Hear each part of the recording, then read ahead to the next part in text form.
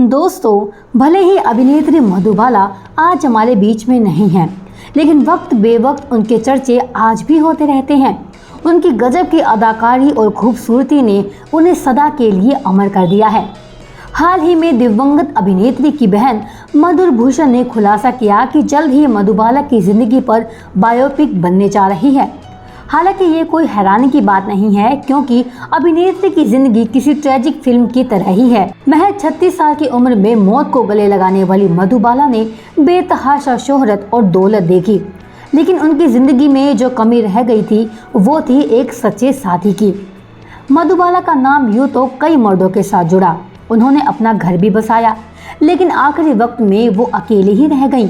आज हम आपको मधुबाला के जीवन में आए कुछ ऐसे ही रिश्तों के बारे में बताएंगे जिनके चर्चे तो खूब हुए, लेकिन वे कभी भी मुकम्मल नहीं हो पाए।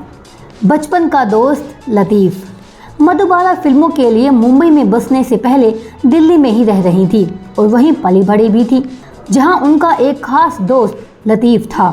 कहा जाता है कि अभिनेत्री के मुंबई जाने की खबर ने लतीफ़ को अंदर तक तोड़ दिया था। जब मधुबाला दिल्ली छोड़ रही थी तो उन्होंने लतीफ़ को अपने प्यार की निशानी के तौर पर एक गुलाब दिया था, जो उसने अपने पास सालों तक संभाल कर रखा। उसने इस गुलाब को मधुबाला की मृत्यु के बाद उनकी कब्र पर रखा था। कहा तो ये भी जाता है कि लतीफ़ आज भी मधुबाला की कब्र पर उनकी डेथ एनिवर्सरी पर जाता है और लाल गुलाब रखता है। किदर शर्मा। निर्देशक किदर शर्मा ने ही मधुबाला को फिल्मों में मौका दिया था। खबरों की माने तो किदर शर्मा कम उम्र और हसीन मधुबाला को देखते ही उन पर दिल हार बैठे थे। उनका एक तरफा प्यार समय के साथ बढ़ता ही गया, लेकिन मधुबाला को उनके लिए कोई फीलिंग्स नहीं थी। वे एक उम्रदराज मर्द के चक्कर में नहीं पड़ना चाहती थी और इस वजह से उनका रिश्ता जल्द ही खत्म हो गया। कमल अमरोही। कमल अमरोही उस जमाने के काफ़ी जाने माने डायरेक्टर थे।